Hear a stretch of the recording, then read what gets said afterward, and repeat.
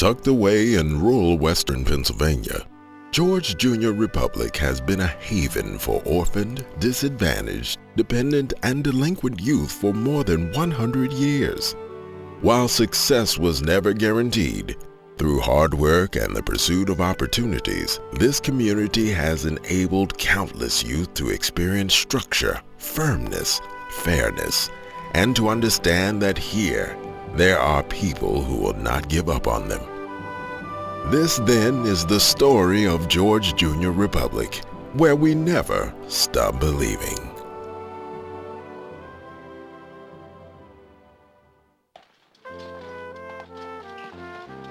At the turn of the 20th century, the needs of orphaned and delinquent youth are abundant, particularly in the nation's largest cities.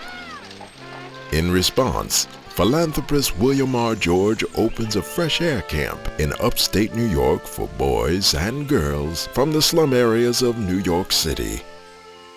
In 1895, George decides to expand his initiative and outlines a model for self-contained Junior Republic where young people can be taught the principles of self-governance and the duties of citizenship. He establishes the first of his Junior Republics in Freeville, New York. It is the spring of 1907 in neighboring Pennsylvania when 3 Allegheny County attorneys joined together to address the plight of area youth and delinquency.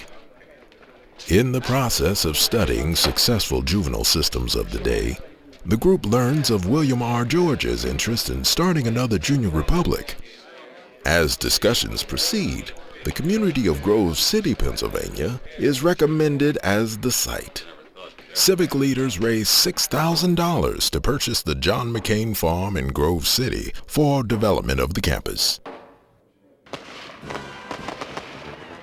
Summer 1909.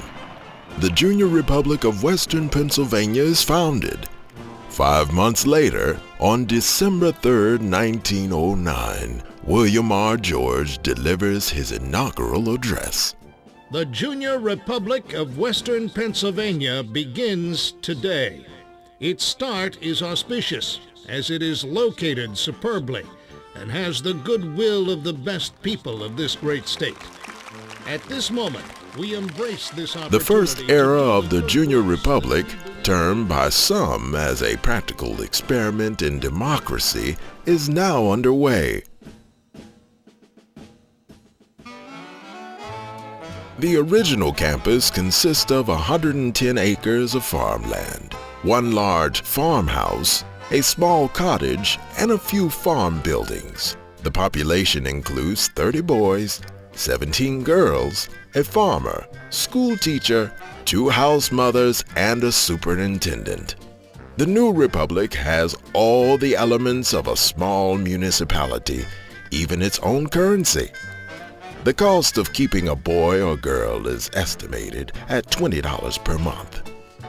During the first spring, staff and residents cultivate 80 acres of land, plot a 60-acre apple orchard, and plant a large garden.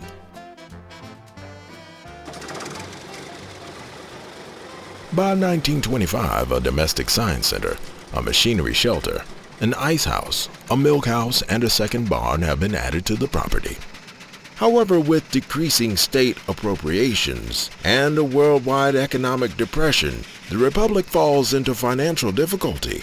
And in 1938, it is decided that girls will no longer be admitted to the community.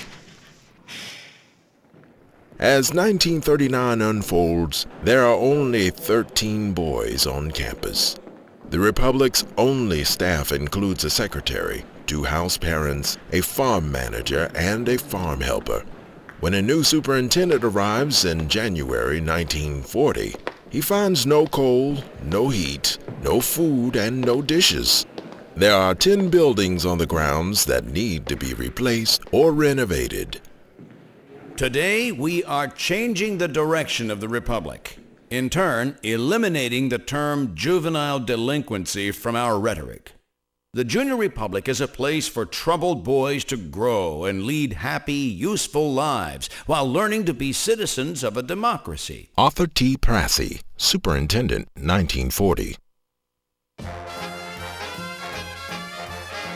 By spring of that year, Prassey launches a bold initiative to completely reorganize and resurrect the struggling republic.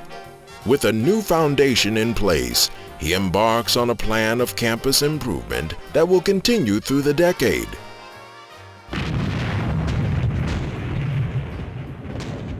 As the country is drawn into a world war, many Republic citizens are called to service. Among them is Private Donald Lowbaugh. For his bravery in the field of battle and ultimate sacrifice, he is posthumously awarded the Medal of Honor. More than 200 former residents of the Republic also lay down their lives defending the world's freedom.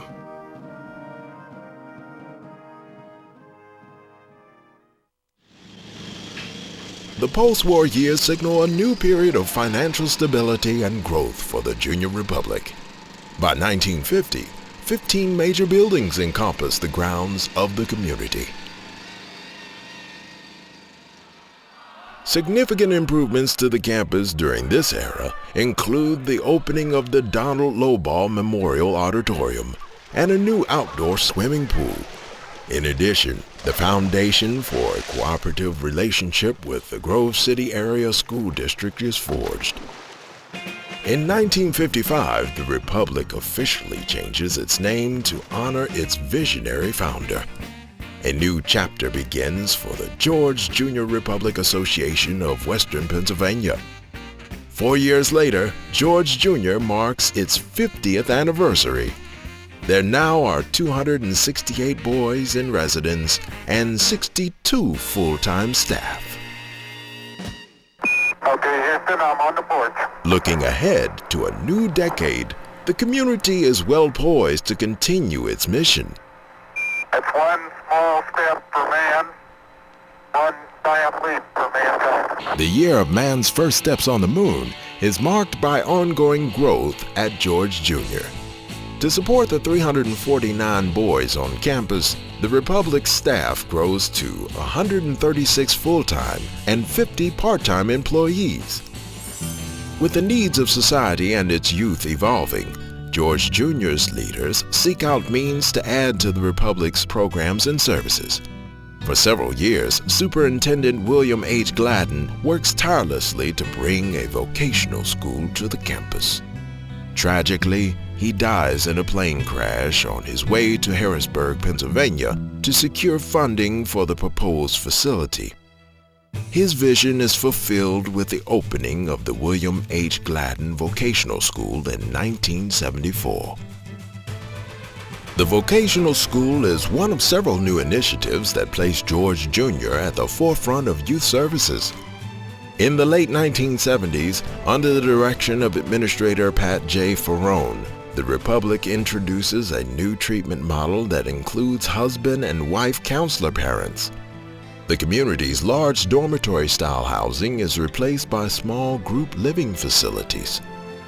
As the decade comes to a close, Pennsylvania Governor Richard Thornburgh dedicates a new campus recreation center. The facility is the largest building project in the Republic's history. The community's phenomenal growth during the next several years includes a shelter facility, diagnostic center, special needs complexes, and an adventure-based counseling facility. In 1993, community-based group homes open in Indiana, while new preventative and aftercare programs are added to strengthen the continuum of care. In hand with the advancements in programs and services, George Jr.'s athletic and recreational program reaches new heights in 1996 and 1998 when the young men of the Republic capture Pennsylvania's Interscholastic Athletic Association state basketball championships. Focused on developing discipline to complement individual skills, the expanding athletics and recreation program offers opportunities in basketball, baseball, track and field, equestrian riding, and inter-cottage contests. The Republic's residents learn that practice, patient learning, and teamwork are the keys to success. As the number of alumni continues to grow, George Jr. establishes a scholarship fund to assist the young men in their academic and vocational pursuits beyond the campus. By 2008, more than $1.4 million is awarded. I believe that George Jr. Republic offers every young man the opportunity to succeed. He quickly learns that our community is very different from anywhere he's been in his life. Richard L. Lasasso, Chief Executive Officer, 2002. In 2009, plans are announced for a new academic center. The proposed 62,000 square foot facility will be another milestone in the legacy of founder William R. George.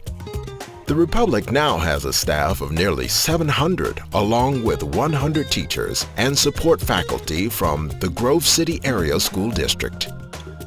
Approaching its centennial celebration, George Jr. supports more than 1,200 youth and their families at the Grove City campus and in community-based group homes in Pennsylvania and Indiana, as well as in preventative and aftercare programs in several states.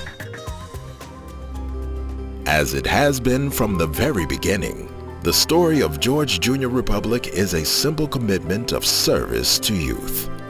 In the next century, the community will continue to evolve to meet the changing needs of the young men in its care.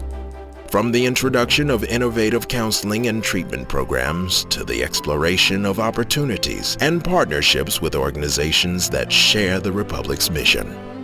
At every level, George Jr. Republic remains dedicated to helping its residents become well-adjusted, high-achieving adults who share a better understanding of responsibility to society, family, and themselves, and who learn to never stop believing.